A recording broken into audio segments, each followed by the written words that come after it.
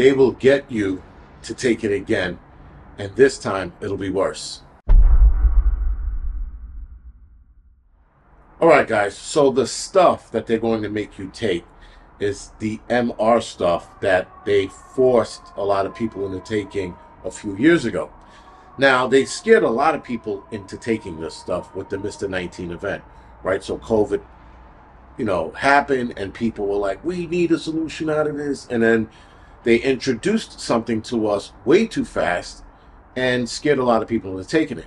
But even the people who were scared were still skeptical of this stuff that was released to us. And a lot of people were like, yeah, no, I'm not going to take it because this is too fast. Nothing feels right. And here's the other thing about that arm ticket being created for us was that it didn't feel right. People who were scared of the Mr. 19 event, COVID, still had their reservations about this stuff. And people were like, we need a solution, but that's not it. That was way too fast. There was no actual real evidence that it even ever worked, other than them just rushing through all of these studies. And the craziness about it is that the studies they rushed through, they rushed all of them in under a year. And people said, well, the studies suggest. And so people who were on the fence, they saw those studies, they took it. People who were really scared, they took it because they saw that as a sign of hope. But other people who were scared just laid back and was like, yeah, no, I'm going to wait. I'm going to pass on this. And then a lot of us passed on initially taking it voluntarily. Now, yes, I will say, guys, that there was no forcing. They were scaring people into taking it because they were telling people, if you don't, you're going to lose X, Y, and Z. You're going to lose your job. You're going to lose visitation with your kids, especially parents who were separated and had custody. There were kids, or rather, there were parents that were told they couldn't visit their kids if they didn't get arm ticket. And there were kids being taken away. Only in a few court cases were taken away from the other parent because the parent A didn't want to arm ticket the kids. So parent B came and took the kids away. Now, guys, they have a whole new set of shit coming out. They have this super flu nonsense. They got something weird that is going around. Now, it's presenting exactly like the flu, except for people are passing away within a 24-hour period. Some people are saying that this is the super flu, but I don't think it's that. Because up until 2-3 weeks ago, maybe 3-4 people passed away from the super flu. Maybe it was a little more than that. Excuse me. It might have been a little more than that. Sorry. But this new way that they're passing away is within 24 hours. And only right now, I think there's 3 people that are confirmed that I know of that passed away within 24 hours of having something that just sounded like the flu.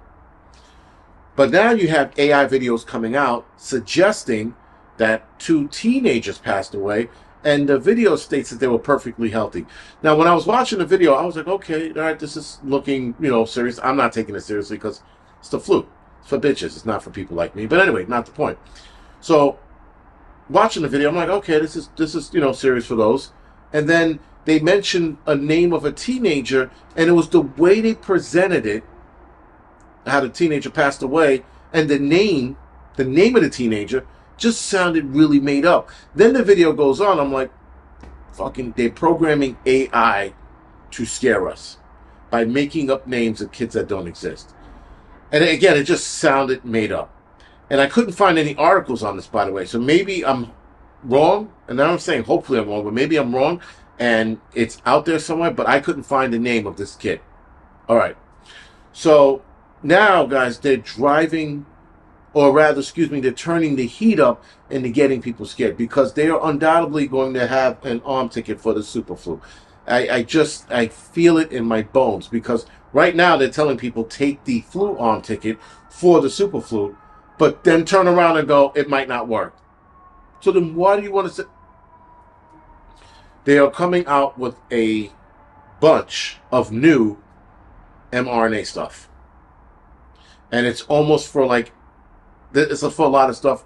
I don't know if the flu is one of them, but they just have a bunch of new stuff coming out. They even have new updated versions of Mr. 19 coming out as well. Again, guys, this is going to obviously get a lot worse in regards to making us take it this time, or not making us, but scaring more people into taking it. Because listen, if you were easily scared before and you didn't realize what was going on, you're absolutely going to take it again. But for those of you that are watching this, you're not going to fall for the nonsense this time around. And for those of you that took it the first time, you're probably more than likely not going to take it this time around, unless they threaten your job. And I tell people it's better to be alive than dead. A lot of people are like, how would I feed my kids? I'm like, well, if you died, your kids would go into a foster care system. Then what? So the lesser of two evils is clearly losing your job and looking for something else versus dying and your kids going into the foster care system. And that's if you're a single parent and the other parent wants nothing to do with the kids. That's that extreme case. The other extreme case is you pass away. Now the other parent has to struggle picking up the pieces because you took something you didn't need that ended your life. When you could have quit, looked for another job, and in the long run, it would have worked out. The problem with society today is another problem with society. Everything is just short-sighted. Everything is right in front of them. They can't look past it and go like, I knew, guys, I wasn't going to take the arm ticket. I also knew that things were going to work themselves out. And they did. And then I got back. And it's working itself out. Sacrifices, guys, are meant to hurt for a short time, not forever. That's what a sacrifice is. It's to sacrifice something for now for a better future. So in hindsight, I sacrificed my job to keep my health so that I don't pass away from cancer down the line or whatever nonsense that's in that stuff down the line. Granted, though, it's seemingly reports are coming out that the arm ticket was built or designed to spread airborne.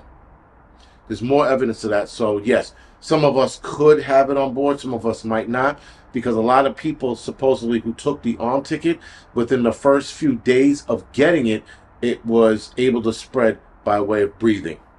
Right. So if you weren't around people who took it immediately and then you were around them afterwards, you're fine.